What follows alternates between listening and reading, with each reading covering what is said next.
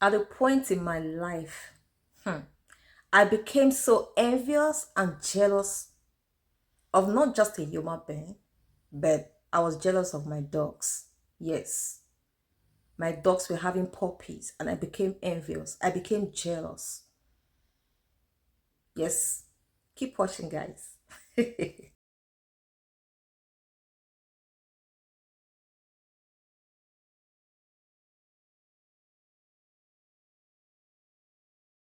Puppies in a litter or litter is 6 to 8, but some large breed dogs have been known to give birth to many more.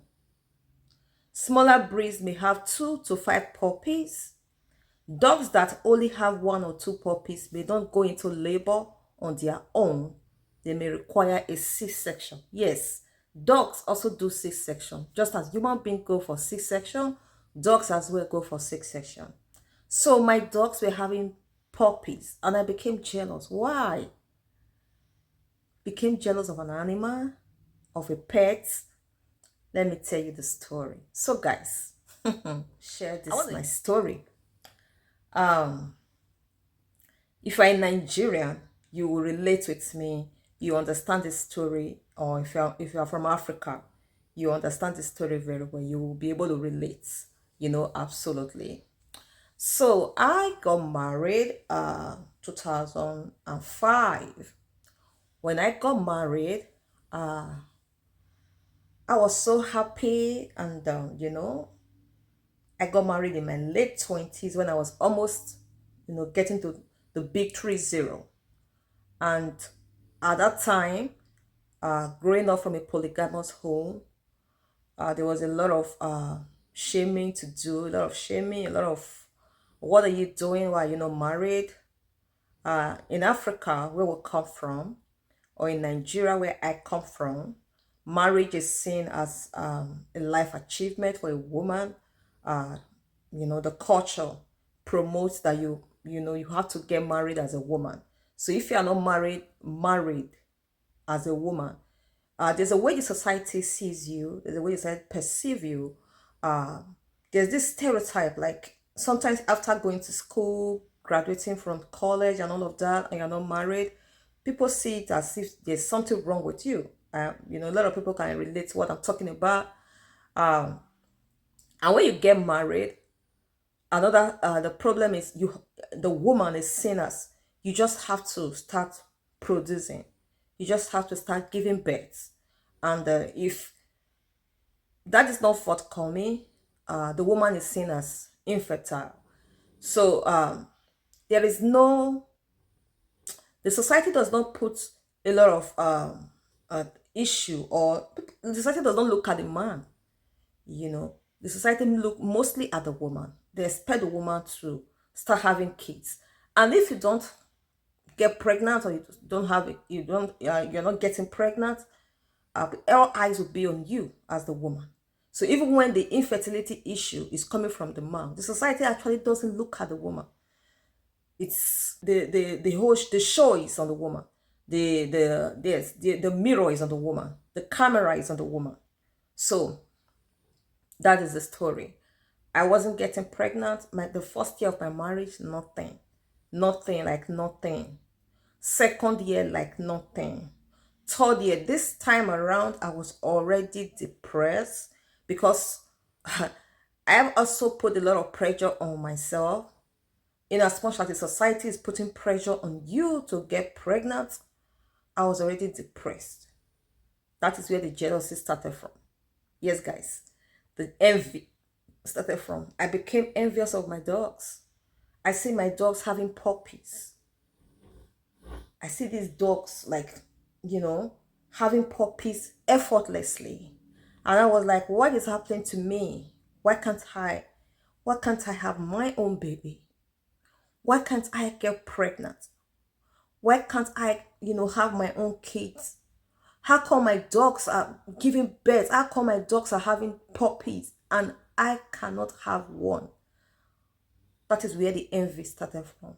I see my dogs and I get so angry. I get so pained. I get so frustrated.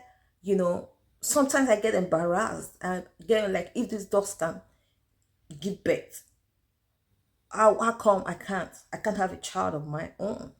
So at that time, at that phase of my life, it was very, very frustrating.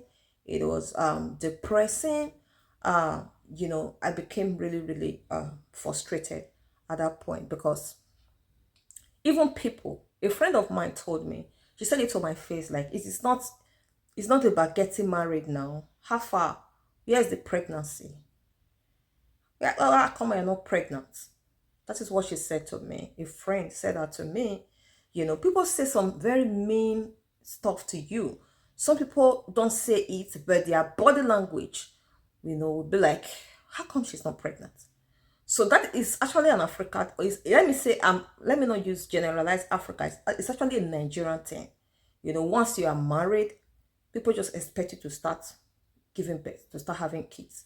And when you are not pregnant, nobody cares if the man is fertile or not, if the man has infertility issue or not. Nobody actually cares. The all eyes will be on the woman, you know. So if these couples are not, uh, if pregnancy is not coming in and these couples are going through infertility, nobody's actually looking at the man that much.